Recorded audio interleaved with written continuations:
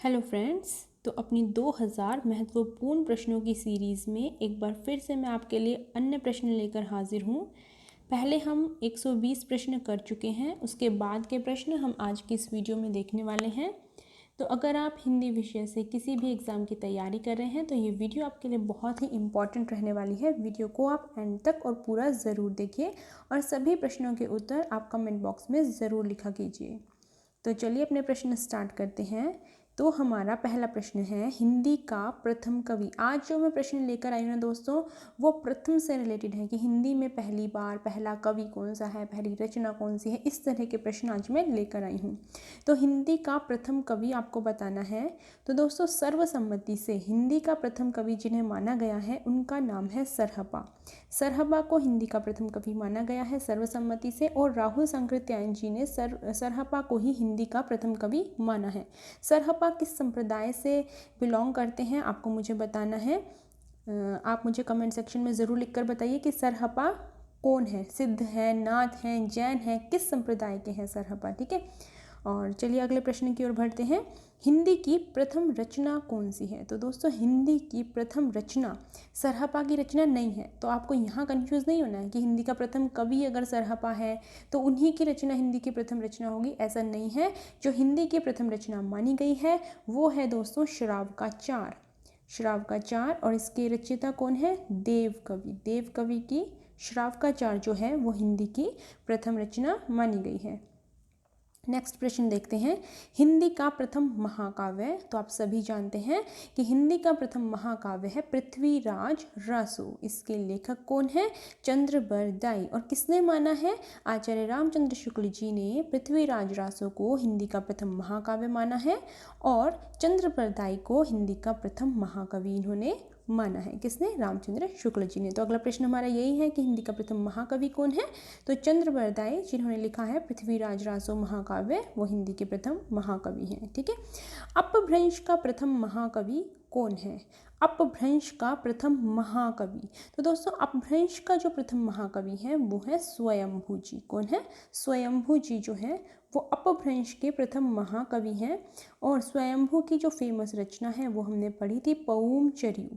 पौमचर्यू जो कि एक राम काव्य है, जैन आवरण में लिखा गया राम काव्य है पौमचर्यू। और इसे किसने पूरा किया था, स्वयंभू के पुत्र त्रिभुवन ने। स्वयंभू में भी भू आ रहा है और त्रिभुवन में भी भू आ रहा है, तो इनके पुत्र हैं त्रिभुवन। इसमें 90 संधियाँ थी, 83 स्वयंभू जी ने पूरी करी और 7 उनके पुत्र त्रिभुवन जी ने पूरी करी। तो अपभ्रंश के प्रथम महाकवि हैं स्वयंभू जी।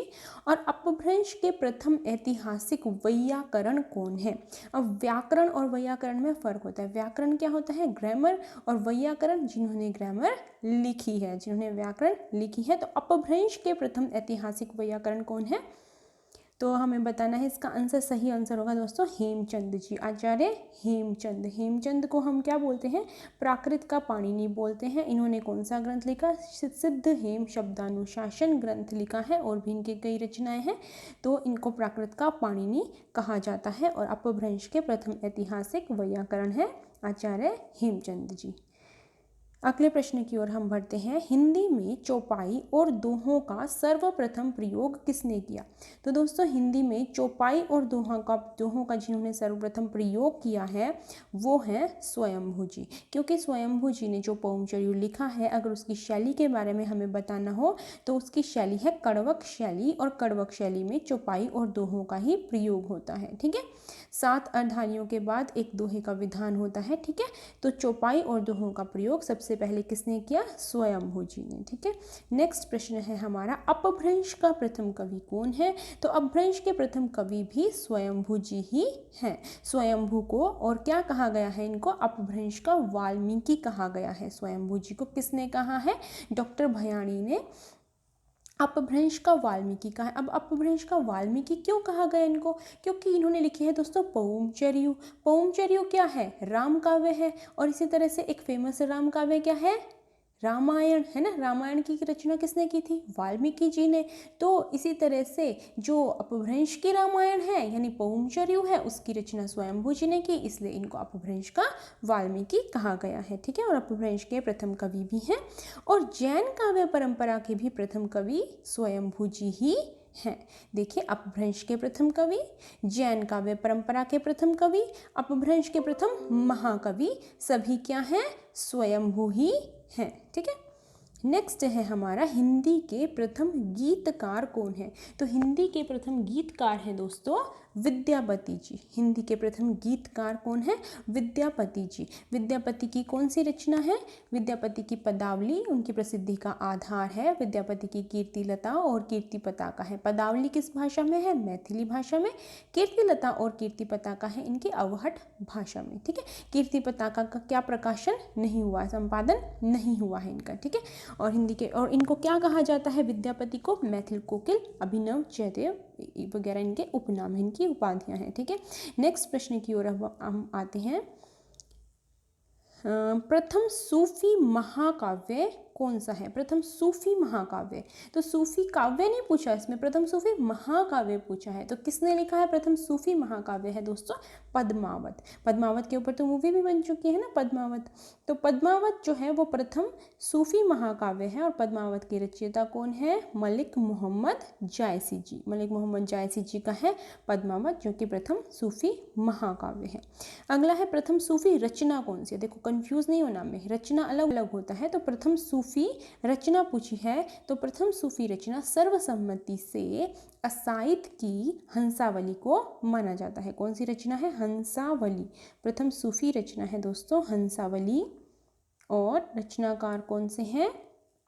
असाइद। असाइद की हंसावली प्रथम सूफी रचना है। असाइद की हंसावली क्या है? प्रथम सूफी रचना है।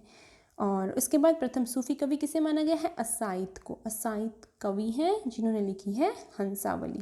नेक्स्ट है हिंदी की आदि कवित्री कौन सी है? हिंदी की आदि कवित्री माना जाता है दोस्तों किसे? मीराबाई जी को। मीराबाई जी को हिंदी की आदि कवित्री माना जाता है। मीराबाई ने किसकी भक्ति की है? कृष्ण की भक्ति की है। ठीक है, किस भाव से भक्ति की है? मीराबाई ने कृष्ण की भक्ति किस भाव से की है? तो माधुर्य भाव से की है। ये क्वेश्चन काफ़ी बार एग्जाम में आया है कि मीरा की भक्ति किस तरह की है? मीरा की भक्ति माधुर्य भाव वाली भक्ति है। ठीक है, और उसके बाद है उर्दू साहित्य की प्रथम गद्य रचना कौन सी है? तो दोस्तों उर्दू साहित्य की जो प्रथम गद्य रचना है ना, वो है सब रस। ये क्वेश्चन भी आया हुआ है। उर्दू साहित्य की प्रथम गद्य रचना है सब रस। सब रस। और इसके रचयिता कौन है? तो सब रस दोस्तों जो रचना है उसके रचयिता है मुल्ला वजही। उर्दू की रचना है ना, तो इसलिए उर्दू में कौन होते हैं? मुल्ला होते हैं। मुल्ला वजही इसके रचनाकार है, मुल्ला वजही। तो आपको ये ध्यान रखना है कि उर्दू की प्रथम गद्य रचना सबरस है। प्रथम गद्य रचना पूछी गई है दोस्तों, एक पद्य रचना नहीं है। प्रथम गद्य रचना है सबरस और किसने लिखी है? मुल्ला वजही ने लिखी है। नेक्स्ट प्रश्न की ओर आते हैं हम। नक्शिक वर्णन की आरंभिक रचना कौन सी है? कौन सी ऐसी रचना है जिसमें नक्शिक वर्णन की शुरुआत हुई? तो दोस्तों आदिकालीन एक रचना है 10वीं शताब्दी की। 10वीं 11वीं शताब्दी में, आदिकाल में 10वीं 11वीं शताब्दी की बात है। आदिकाल में एक रचना हुई जिसका नाम है राउरवेल। राउरवेल या राउरवेल।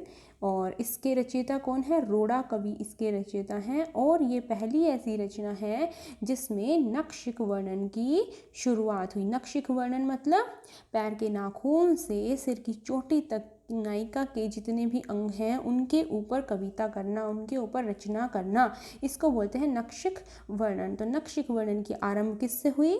किससे हुई? राउरवेल से। किसने रची है? रोड़ा कवि ने। तो प्रथम चंपू काव्य कौन सा है? प्रथम चंपू काव्य भी क्या है? राउरवेल। अभी मैंने बात की थी ना, ये बहुत ही इंपॉर्टेंट रचना है, इससे एक क्वेश्चन तो ज़रूर आता है। तो राउरवेल जो रोड़ा कवि की रचना है वो है नक्शिक वर्णन की आरंभिक रचना और यही रचना प्रथम चंपू काव्य भी है। चंपू काव्य क्या होता है? गद्य पद्य की मिश्रित रचना, यानी उसमें पद्य भी है, मतलब जो कविता की लाइन्स होती है उनको पद्य बोलते हैं ना, और गद्य हमारे क्या होता है? सिंपल, जैसे नाटक, उपन्यास, ये सब गद्य में आते हैं। ठीक है, और काव्य रचनाएं हमारी पद्य में आती है। तो गद्य भी है पद्य भी है, दोनों का मिश्रित जो काव्य होता है उसको हम बोलते हैं चंपू काव्य। तो इसमें दोनों चीज़ें हैं।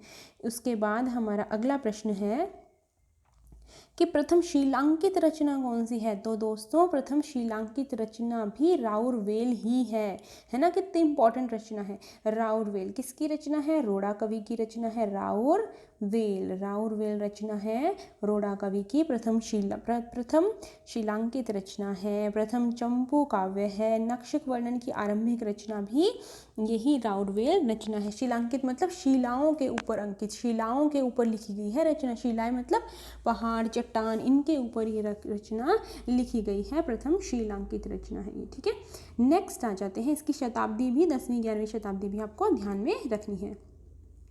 नेक्स्ट क्वेश्चन पे आते हैं, दक्षिणी हिंदी के प्रथम गद्य लेखक कौन है। तो पहले तो आप ये जान लीजिए कि दक्षिणी हिंदी होता क्या है। दक्षिणी हिंदी क्या होता है, जब खड़ी बोली की जो हिंदी है उसकी स्टार्टिंग हुई थी, उसमें क्या है कुछ वर्ड्स आ जाते थे, कुछ शब्द आ जाते थे पंजाबी से, कुछ आ जाते थे राजस्थानी से, है ना, पंजाबी और हरियाणवी से कुछ शब्द आ जाते थे, ब्रज भाषा के भी कुछ कुछ शब्द दिखाई देते थे। तो इस तरह की जो खड़ी बोली हिंदी थी उसको दक्षिणी हिंदी बोलते थे। दक्षिणी हिंदी के जो प्रथम गद्य लेखक हैं, जिन्होंने गद्य में रचना की दक्षिणी हिंदी में, तो वो बताना है हमें। तो दोस्तों वो थे ख्वाजा बंदा नेवाज गेसुदराज। मैं आपको पूरा लिख के दिखाती हूँ। ख्वाजा बंदा, ये साथ साथ आप प्रश्न याद भी किया कीजिए, और आपको याद है तो बहुत अच्छी बात है। ख्वाजा बंदा नेवाज गेसुदराज ख्वाजा बंदा नेवाज गेसुदराज जो है वो दक्षिणी हिंदी के प्रथम गद्य लेखक हैं। तो लेखक का नाम है ख्वाजा बंदा नेवाज गेसुदराज। और अगर यही क्वेश्चन आए कि गद्य हिंदी दक्षिणी हिंदी की प्रथम गद्य रचना कौन सी है, यानी इन्हीं लेखक के द्वारा लिखी गई जो प्रथम रचना है ना, उसी को प्रथम गद्य रचना माना गया है दक्षिणी हिंदी का। तो उसका नाम है मेराजुल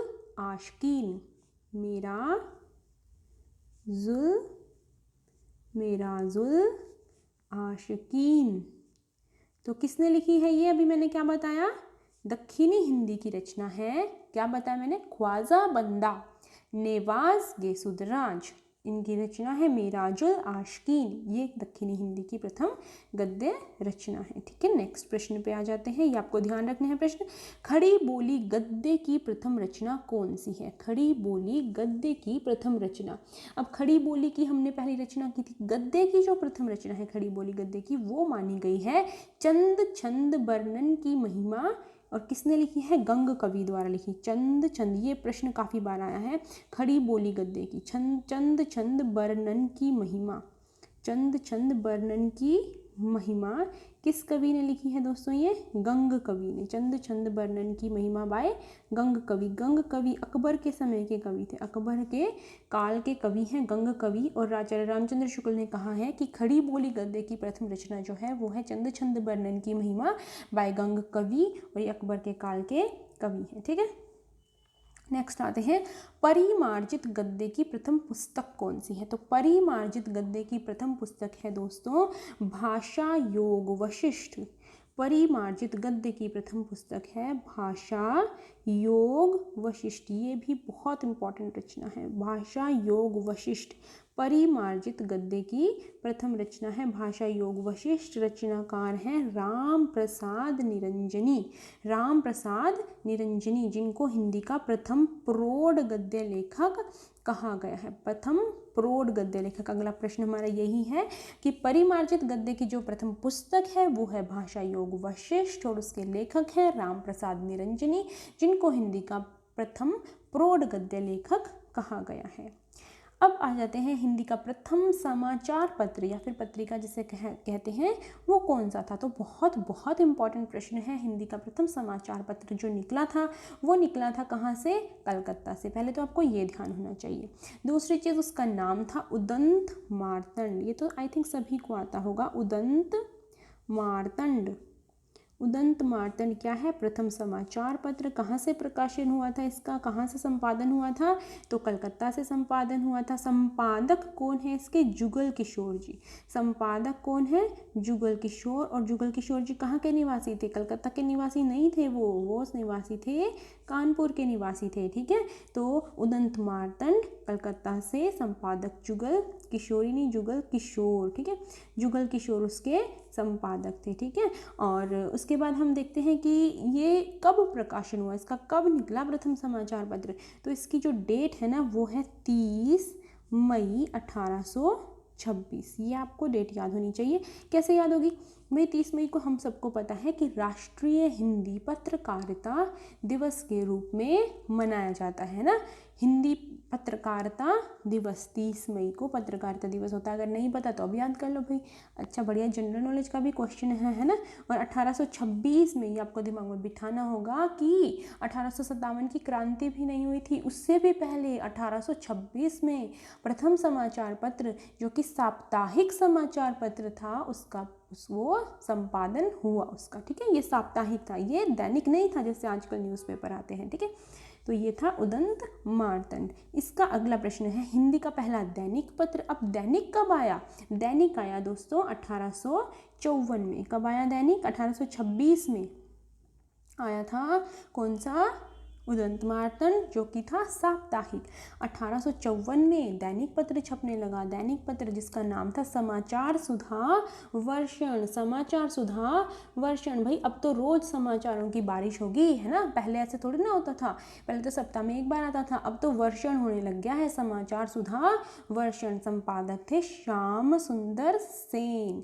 कौन थे संपादक? श्याम सुंदर सेन। समाचार सुधा वर्षण। और कब आया? 1854 में। ठीक है, कलकत्ता से ही इसका भी प्रकाशन होने लगा।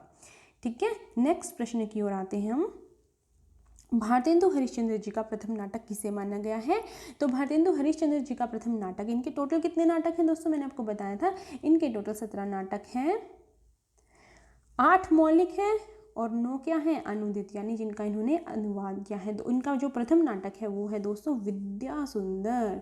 क्या है इनका? और जो कि एक मौलिक नाटक नहीं है, ये एक अनुवादित नाटक है। इसका अनुवाद किया था विद्या सुंदर का।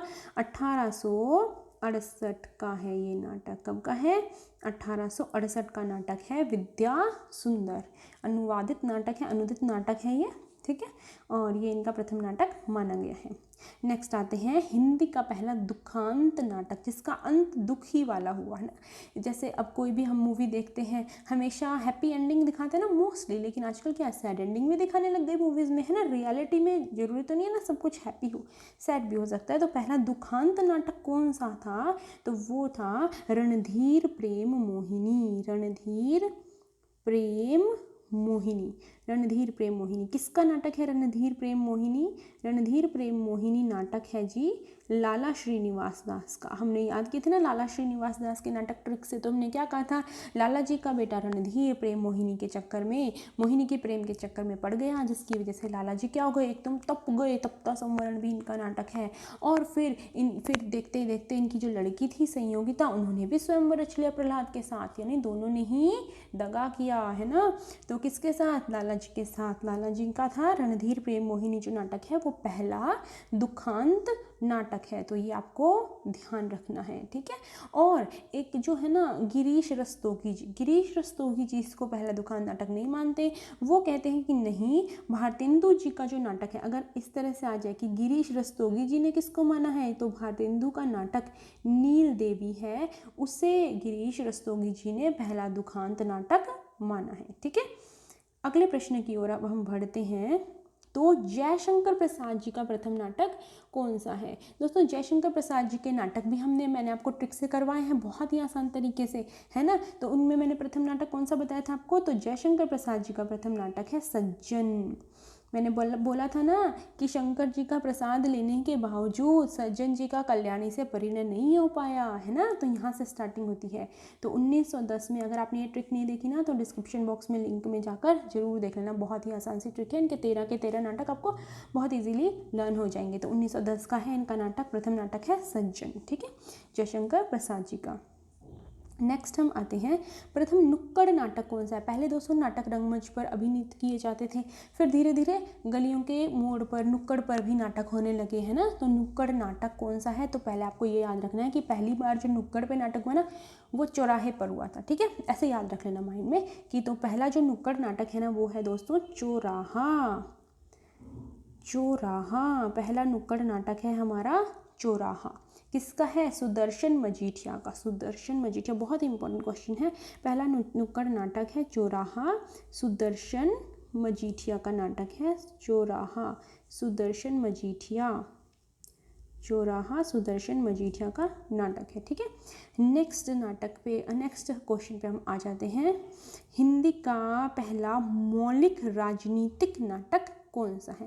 पहला मौलिक राजनीतिक नाटक है दोस्तों भारत दूरदशा। जो राजनीतिक यानी पॉलिटिकल इश्यूज पर बेस्ड जो नाटक है पहला, और मौलिक है, अनुदित नहीं है, जो मौलिक राजनीतिक नाटक है भारत दूरदशा, ठीक है, ये राजनीति के ऊपर बेस्ड है, ठीक है। तो दोस्तों आज के हमारे प्रश्न खत्म होते हैं, और एक प्रश्न मैं आपके लिए छोड़ती हूँ कि हिंदी का पहला मौलिक गीति नाट्य कौन सा है। हिंदी का पहला मौलिक गीति नाट्य।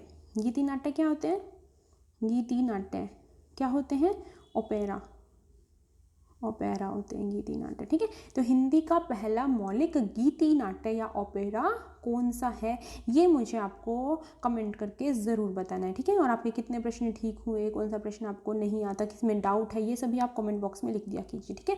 तो दोस्तों आज के इस वीडियो में इतना ही। अगर आपको ये जानकारी पसंद आई है तो वीडियो को लाइक करना बिल्कुल ना भूलना। Thank you so much.